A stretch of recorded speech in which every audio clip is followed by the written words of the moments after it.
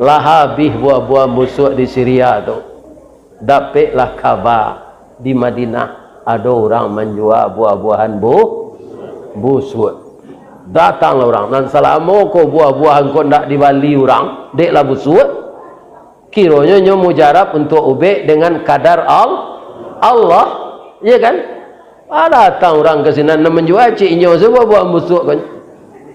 Abi taruh besok doyan busuk jual lah. Akhirnya kaya lo balik.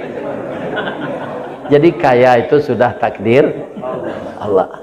Kalau diambil ketujuh doa malaikat dan tadi, ampunkanlah dosa jamaah yang meramaikan masjid ini ya Allah.